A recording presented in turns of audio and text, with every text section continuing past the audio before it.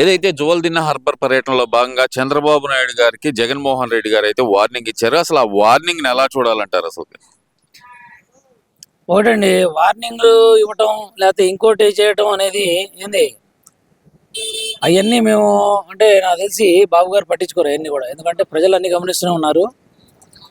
ఇప్పుడు కంపెనీలు రానివ్వకుండా చేయటం కానీ లేకపోతే ఇంకోటి కానివ్వండి, ఇవన్నీ కూడా ఏంటంటే వాళ్ళు అంటే రాజకీయంలో దిగజారుడుతనంగా మేము భావిస్తున్నాం. అంతేగాని ఏదైనా సరే వాళ్ళ వాళ్ళు ముఖ్యమంత్రిగా ఉండి వాళ్ళ ప్రభుత్వం ఉన్నప్పుడు వాళ్ళు చేయలేని పనులు ఇప్పుడు కూటమి ప్రభుత్వం చేస్తుంది.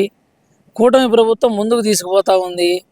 అది వాళ్ళు ఓర్వలేకే ఇవన్నీ కూడా ఏదో ఒక రాళ్ళు కొట్టడం తప్పితే వేరేదేం కనపడట్లేదని చెప్పి నేను అనుకుంటున్నాను. ఏంటి మరి అక్కడికి వచ్చే సాగర్ డిఫెన్స్ అనే మెకనైజ్డ్ బోట్ల కంపెనీని కూడా నేను ఇక్కడ నుంచి తరిమేస్తాను, అది డిఫెన్స్ కి సంబంధించిన దాన్ని కూడా మేము ఇక్కడ నుంచి తరిమేస్తాను అన్నట్టు జగన్మోహన్ రెడ్డి గారు వార్నింగ్ అయితే ఇస్తున్నారు కదా. మరి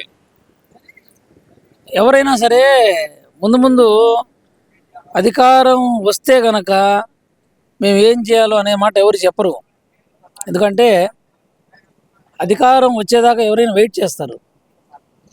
ఇప్పుడు ఏమీ లేని ఇస్తరాకు ఎగిరెగిరి పడిద్ది, అన్నీ ఉన్న ఇస్తరాకు అణిగిమణిగి ఉంటుందని ఆ ఉదాహరణ చెప్పుకునేటట్టు ఉంది ఇప్పుడు. ఎందుకంటే మీరు ఏదో మేము వస్తే అది చేస్తాం, మేము వస్తే ఇది చేస్తాం, ఇది లేకుండా చేస్తాం, అది లేకుండా. మీరు ముందు ఉన్నప్పుడు ఏం చేశారు, మీరు ఉన్నప్పుడు ఏం చేశారు, ఇప్పుడు ఎందుకు ఉండలేదు, మళ్ళీ ఎందుకు ఎప్పుడు ఉంటారు మీరు? ఇవన్నీ ఆలోచన ప్రజలు అన్నీ చూస్తూనే ఉన్నారు, ప్రజలు గమనిస్తూ ఉన్నారు. మీకు అవకాశం ఇచ్చినప్పుడు మీరు చేయాల్సినవి చేద్దురు కానీ, అంతేగాని ప్రస్తుతం మీరు మాత్రం ఇది ఎలక్షన్ క్యాంపెయినింగ్ కాదు. ఎలక్షన్ క్యాంపెయినింగ్ ఇంకా మొదలు పెట్టలేదు. ఎలక్షన్ క్యాంపెయినింగ్ ఉన్నప్పుడు మీరు వచ్చి చెప్పుకోవచ్చు, మీరు వచ్చి చేసుకోవచ్చు, తప్పులేదు.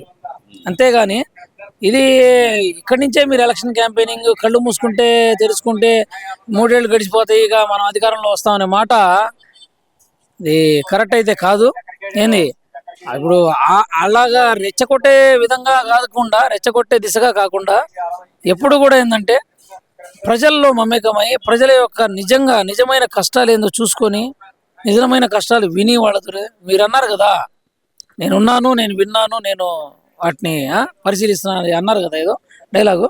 ఆ డైలాగ్ ప్రకారంగానే మీరు రండి, వినండి, ఏదో ప్రజల నుంచి ఏమైనా ఉంటే నిజంగా వాటిని సాల్వ్ చేసే దిశగా మీరు ప్రయత్నం చేయాలి తప్ప మీరు నేను వస్తే అది చేస్తా, ఇది చేస్తా, అది చేస్తా అంటే ఎవరు కూడా ప్రజలు విశ్వసించరు.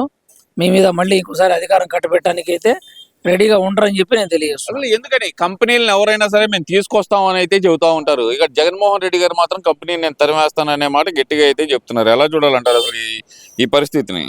అదేనండి, వెరైటీ అనమాట. వెరైటీగా ఏంది, ఇప్పటి నుంచే అధికారంలో లేనప్పుడే ఈ రకంగా ఉంటే అధికారంలో వస్తే మనం ఎట్లా ఉంటాం అనేది ప్రజలు భయభ్రాంతులు చెందుతారు. వీళ్ళు వచ్చి ఏదో చేస్తారా బాబు అని చెప్పేసి.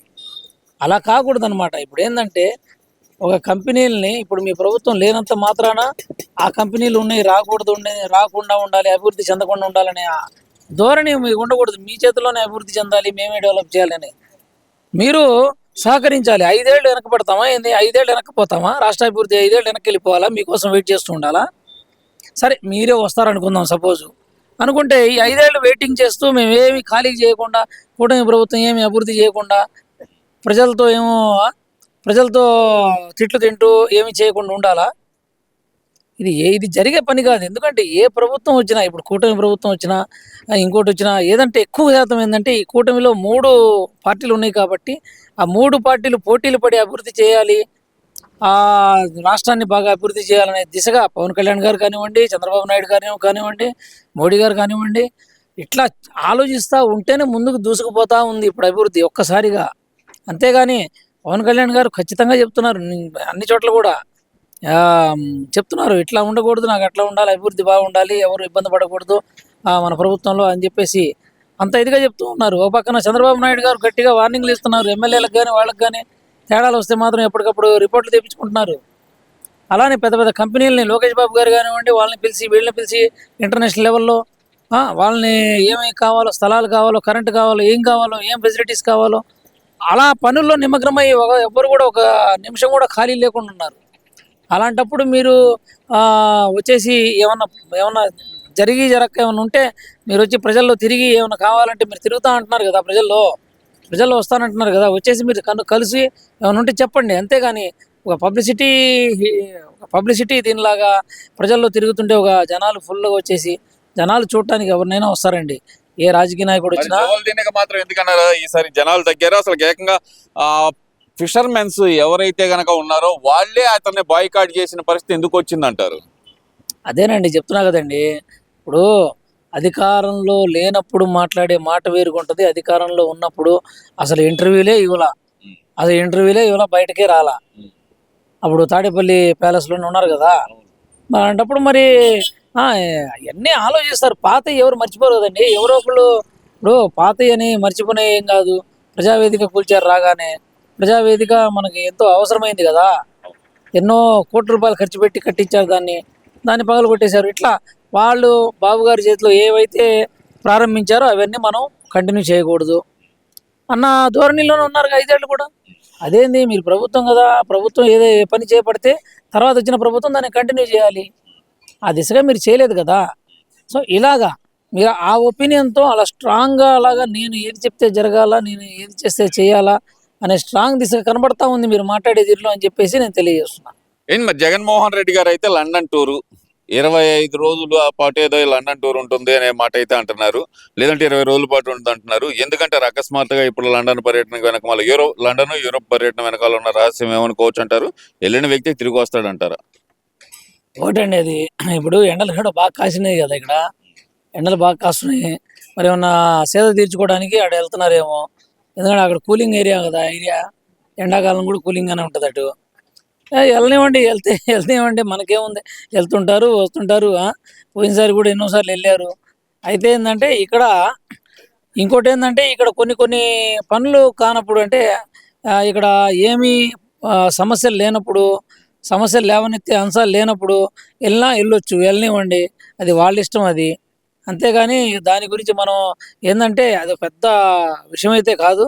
ఎందుకంటే మనకు కావాల్సింది ఏంటంటే జనాల్లోకి రావడానికి మాత్రం టైం పెట్టుకుంటున్న జగన్మోహన్ రెడ్డి గారు ఈ పర్యటనలకు మాత్రం ఎందుకని నిమిషాల్లో వెళ్ళిపోతున్నారు అనుకోవాలంటారు? మరి చెప్పాను కదా ఎండలు బాగా కాస్తున్నాయి కదండి. ఈ ఎండలకి తిరగాలంటే మామూలుగా ఉండదు.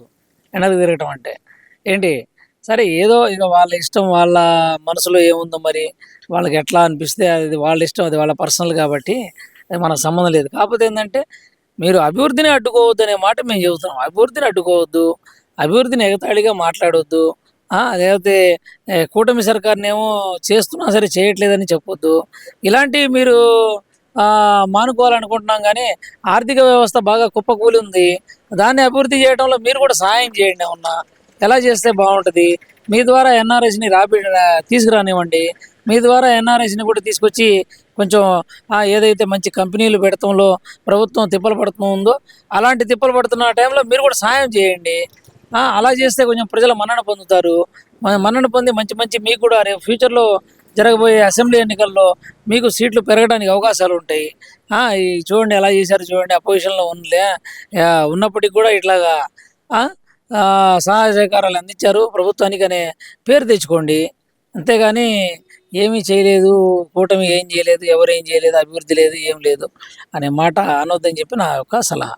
ఇక్కడ ప్రధానంగా చూసుకుంటే గనక ఆయన పాదయాత్రగా మాత్రం ఇదిగో సంవత్సరం పడుతుంది, అదిగో సంవత్సరంన్నర పడుతుంది అంటున్నారు. కానీ ఎక్కడికైనా సరే నిమిషాల్లో వెళ్తున్నారు. ఎందువల్ల అనుకోవాలంటారు?